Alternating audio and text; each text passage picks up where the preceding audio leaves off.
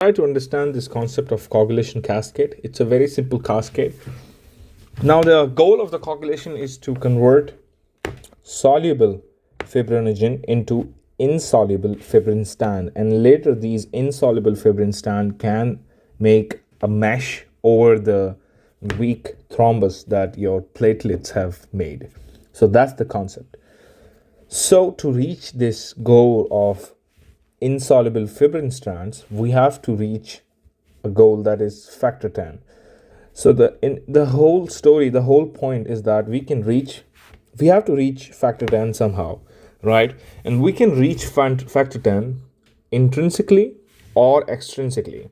Later on, when we reach at factor 10, the factor 10 can start a new pathway that's called a common pathway. Now, this common pathway leads to the conversion of soluble fibrinogen into insoluble fibrin strand, and later this insoluble fibrin strand will make some mesh that will stabilize the weak clot or weak thrombus that your platelets have made due to some sort of systemic endothelial injury, right? Systemic, not systemic, local maybe. So that's the concept. Let's start the coagulation cascade. First, let's start with the intrinsic, and then we'll go with extrinsic pathway. So I told you we can we can reach factor 10 by extrinsically and intrinsically, and then it's common. Let's start with the intrinsic first. So endothelial injury happens. Now, as soon as the injury happens, this endothelial hides collagen, right, and negatively charged platelet phospholipids and some high molecular weight kinogen. Now, these three things are very important for the activation of these factors, right? If we have less collagen, if we have these less phospholipids, or we have less kinogen, we won't be able to activate these factors, right? Now, remember, we are going intrinsic, okay? Now, how we go is that we have to reach factor 10. So usually we start with 12, 11, 10, 9, and then, okay, like that. Now, we don't do 10. That's the idea. We go from 12 to 10. Okay, so that's the idea. Let's see. So we have these three raw materials, right? Collagen, platelet phospholipids, high molecular weight kinogen. Now, this kinogen actually makes bradykinin. Bradykinin E2, that's responsible for fever and pain. Okay, so upon injury, they get exposed. What get exposed? These collagen, these platelets, right, these phospholipids and these kinogens. So they get exposed. Now the factor 12, which is also called a Hagman factor, is a zymogen, right? What is a zymogen? Zymogen is inactive enzyme that stays in plasma and that circles the plasma like a police, because it makes sure that if there is any sort of injury happening on the endothelial lining, it will make sure that the cascade of whole coagulation starts intrinsically. So this factor 12 is a Hagman. It hangs around the whole thing. So it's a zymogen. It's not active.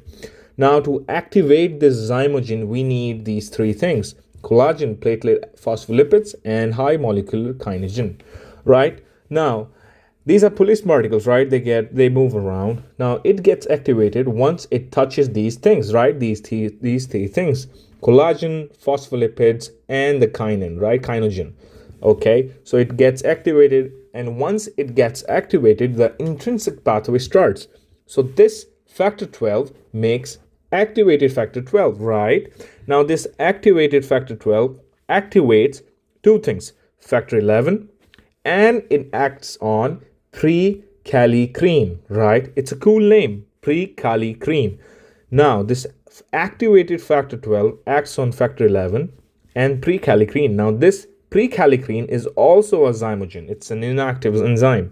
Now, this prekallikrein activates this kallikrein, right? Now, I was thinking why there's any need to activate this prekallikrein, right? Now, activated factor 12 activates this prekallikrein and converts this prekallikrein into kallikrein, right? And now this kallikrein amplifies the contact activation of factor 12, right? Now, this is a positive feedback loop, right? So it's great. It works for factor 12. Now, note that this prekallikrein, right, it's a positive loop. Okay, so that's the idea. Now this kallikrein can, go back to the factor 12 and activate this contact activation, or it can act on high molecular weight kinagen, which in turn makes bradykinin. And we know bradykinin E2 makes for fever and pain, right? So these kinagen, they make bradykinin, right? So that's the little idea. So let's continue our pathway. So intrinsically, we got activated factor 12. Now this factor 12 acts on factor 11, and it activates this 11 factor, and it turns into factor 11A, that is activated factor 11, right? Now this activated factor 11 acts on factor 9, right? And these factor 9 again activates factor 9, and then its factor 9 gets activated, that becomes factor 9A. Now this 9A turns to 10, right? And then this factor 10 gets activated to 10A. So that's the concept, right? Now I have written K here, right? So wherever I have written a K, it means these are vitamin K dependent. If we have any sort of deficiency in vitamin K, we will not be able to continue this intrinsic cascade pathway. That's the concept. If we have deficiency of factor 9, which is seen in Christmas disease, that means we won't be able to complete this cascade. We will have continuous bleeding. We won't be able to make any sort of coagulation, right? So deficiency of factor 9 seen in Christmas disease. Once we have factor 9 activated, it can activate factor 10. Now this factor 10 is also vitamin K dependent. Now this factor 9A activates factor 10 with the help of factor 8A, right? That's the concept. Now to activate factor 10, we need factor 8 plus phospholipid, right? Now this phospholipid is from the platelets, okay? And this calcium is also from the platelets, okay? So this can, right, we need three things: calcium, phospholipid, factor 8 to activate factor 10.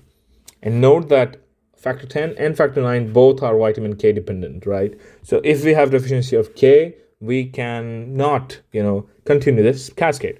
So if we have deficiency of factor 8, we have a disease called hemophilia A or hemophilia 8, right? Now this factor 8 can be inhibited by protein C, and we'll see where the protein C is made, how it works, blah blah blah.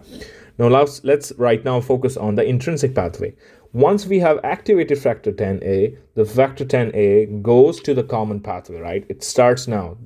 So this whole was an intrinsic pathway, okay, where factor 12 gets activated by these three things: collagen, platelet phospholipids, and high molecular weight kinagen, which makes bradykinin, right? So we need these three things. That's very simple. Let's try to understand something called as extrinsic.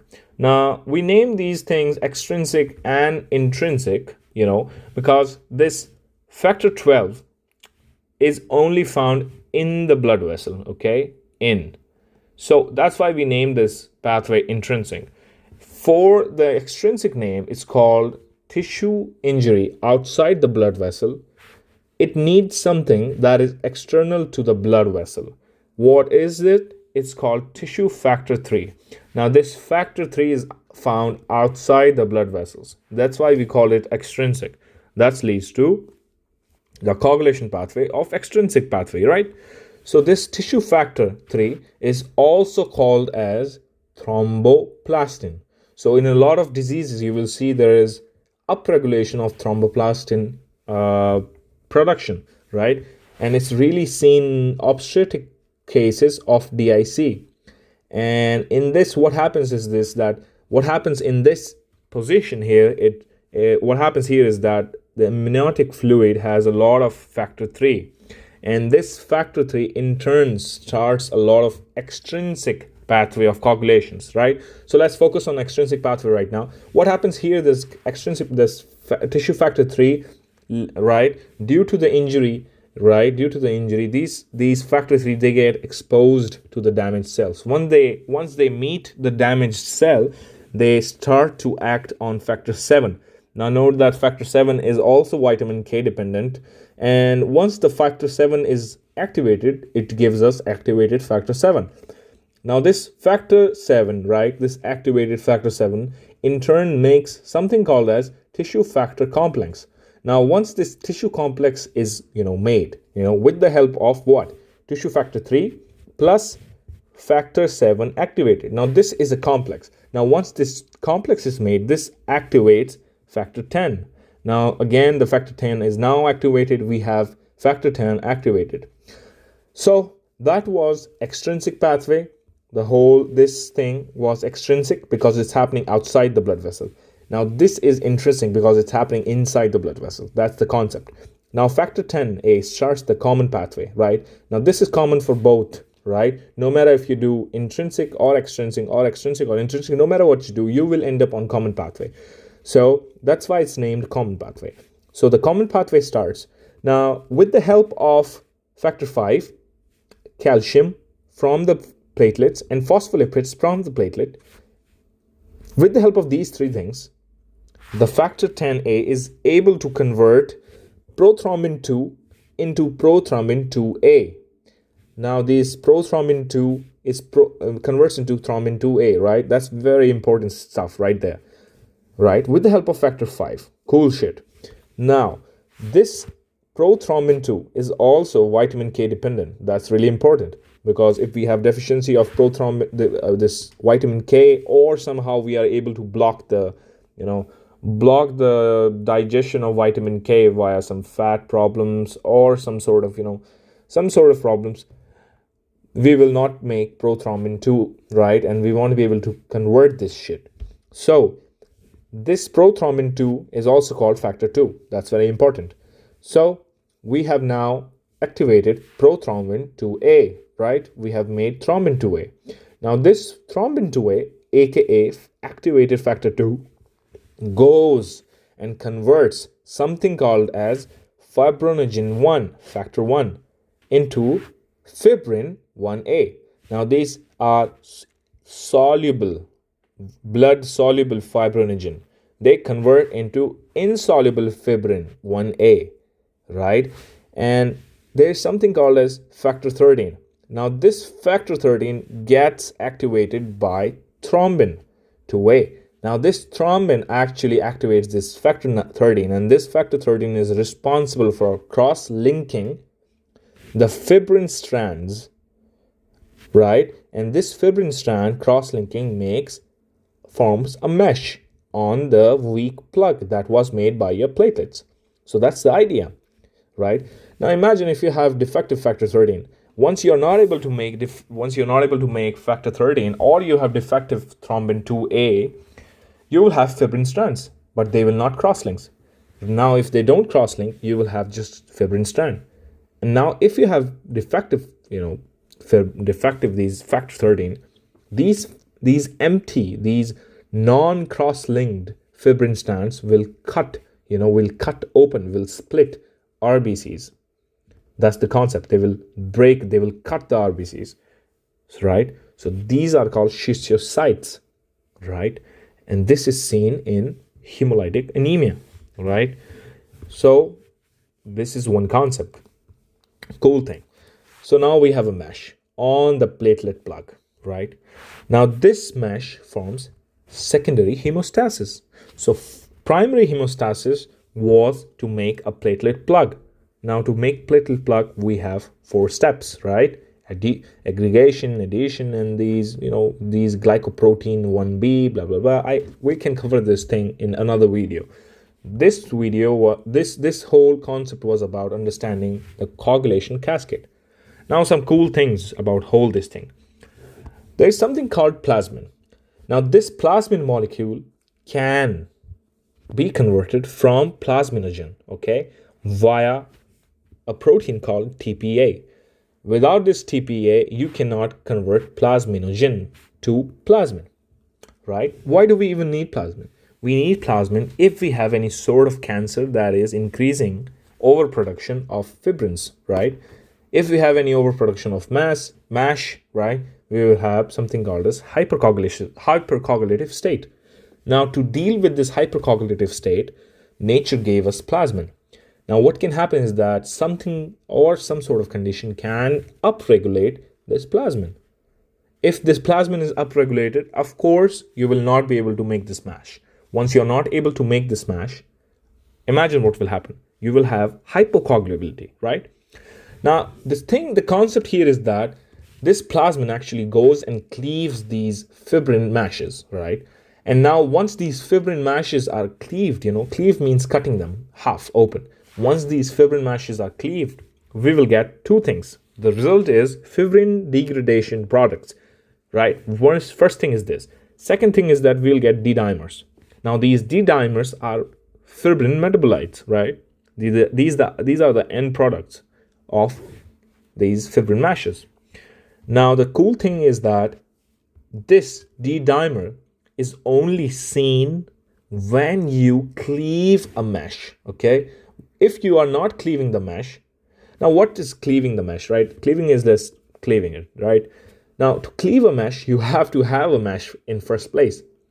So this D-dimer actually indirectly shows that there was a formation of a healthy coagulation cascade which resulted in formation of the mash, right? That's the concept. So D-dimer means the mashes are being cleaved by plasmids and there's formation of mash. So D-dimers mean two things. And these D-dimers are usually seen in DIC.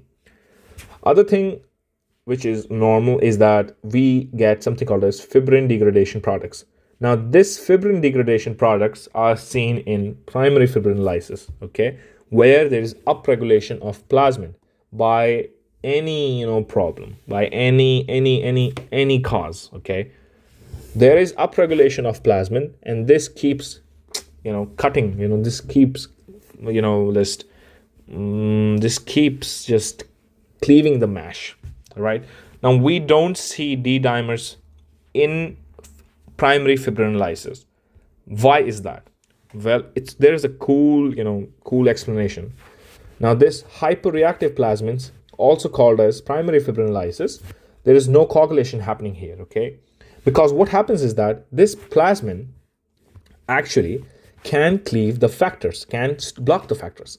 This plasmin can also cleave fibrinogen, can also block platelet aggregation.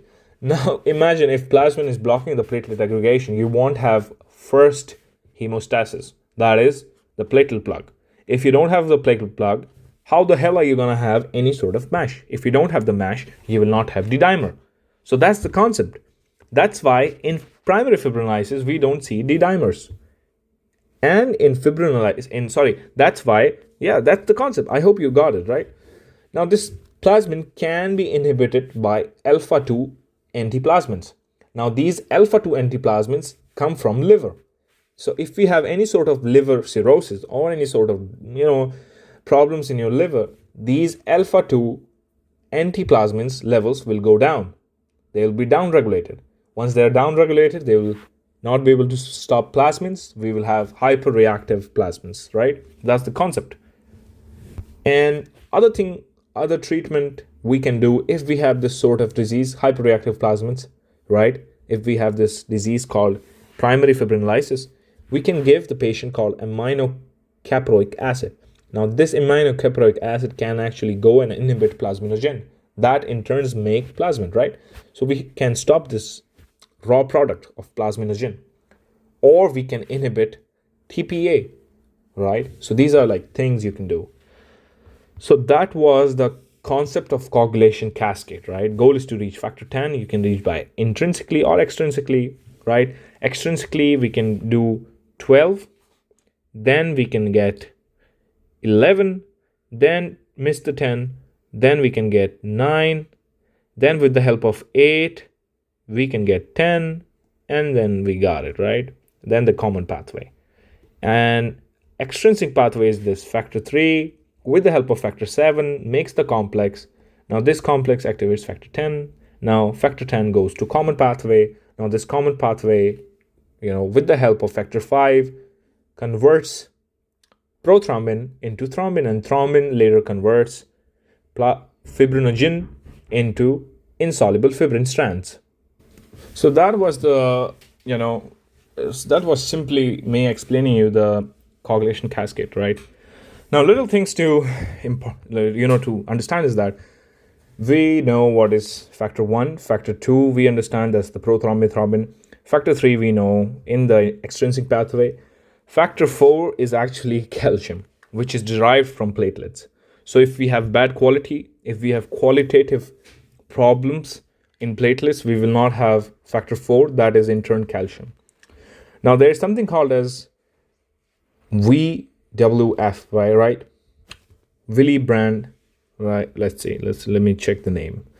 Von Willebrand disease, right? Always it's a problem for me to say the name loud and clear. So von Willebrand disease, right? Von Willebrand factor. Now what this factor actually does is that it's a large glycoprotein, and it's actually a stabilizing protein. It actually stabilizes factor 8, which in turn is needed to activate factor 9 to factor 10, right? So if we are not able to stabilize this factor 8, we won't be able to convert factor 10 into factor 10A. So that's the concept behind this von Willebrand factor. Now this von Willebrand factor is also responsible for aggregation and adhesion of the primary hemostasis plug. Once we have defective von Willebrand factor, we won't be able to, provide primary hemostatic plug. Now, so this deficiency of this factor can lead to, multiple things. So that's the idea. And another thing is that this von Willebrand factor actually protects factor 7. Again, factor 7 is needed for the extrinsic pathway, because we know that factor 3, with the help of factor 7, makes a complex, tissue complex. Now this tissue complex in turn activates factor 10 to factor 10A. And later the common pathway starts, and that's the concept about this von Willebrand factor. Let's try to understand heparin and warfarin. So heparin and warfarin, these are two drugs. Both of them are anticoagulants, means they are against the coagulant pathway, right? They stop it. Now, how heparins act is that it actually promotes something called as antithrombin 3, right? Now, we know that this is thrombin, right? Thrombin. So, antithrombin actually stops this, okay? What happens here is that antithrombin inactivates factor 2A, this thrombin, right? Factor 10A, this one, the most important one, factor 9A, factor 10A, factor 12A. So antithrombin 3 actually inactivates all the activated shit, right? So it stops clotting. Note that this is a very fast acting drug. Now, the problem with this is that, there is no problem right now. Let's talk about warfarin first. Warfarin is anticoagulant as well. It acts by liver, right? It goes to the liver and it stops the vitamin K synthesis. Now, we know that vitamin K dependent factors are many, right? We have prothrombin, we have factor 7, we have 10, 9, we have multiple factors, right? So once you stop the synthesis of vitamin K, we can have, right, anticoagulancy, right? So liver can stop the synthesis, right? And we know that vitamin K dependent synthesis of factor 2, 7, 9, 10, right? Right, it happens, right? How it happens? Let's see. So what happens is that with vitamin K, factor float in plasma, inactive, right? Now vitamin K encodes them up. Now vitamin K factor binds to factor 4, that is calcium, and phospholipid. So phospholipid, that is pH, and calcium, and then vitamin K, and then the activation happens. So if we don't have the vitamin K, we will not be able to make this shit, right? We will not be able to activate our factors. Now, cool thing here is that if we can block the receptors in liver, we can actually have floating, non-functional factor 2, 7, 9, 10 floating in our plasma. That will in turn result to increase PT timing and increase INR timing, right? That's the thing. So that was heparin and warfarin. Note that warfarin can actually cross the placenta, so it can be teratogenic. It can be a problem for the fetus. What happened is fast acting, so it doesn't cross the placenta, so it's really safe in pregnant women. Other concept is that we have something called as protein C and protein S, right? Now these protein C and protein S, the protein C is the main one and protein S the supporting character here. Now these are both natural anticoagulants. These both work if we have upregulation of coagulin C, upregulation of the coagulation cascade. That's the concept. So note, that's very important, both protein C and both protein S, both of them, they are vitamin K dependent. So if we block the vitamin K, we can block them. That's the concept. So the protein C goes and blocks the factor 5A and 8A. Now we know that 5A and 8A both are, cofactors of activation of other factors, because factor 5A activates factor 5, factor 4, phospholipids activates prothrombin 2 into thrombin 2A, right? If factor C can stop these things, we can stop the coagulation. Now note that protein S supports this protein C, right? That's the cool shit right there. Again, nice things. Warfarin, what happens warfarin is that warfarin can actually reduce the levels of protein C. If we reduce the levels of protein C, we are actually decreasing the level of anticoagulants. It means we are promoting coagulancy, right?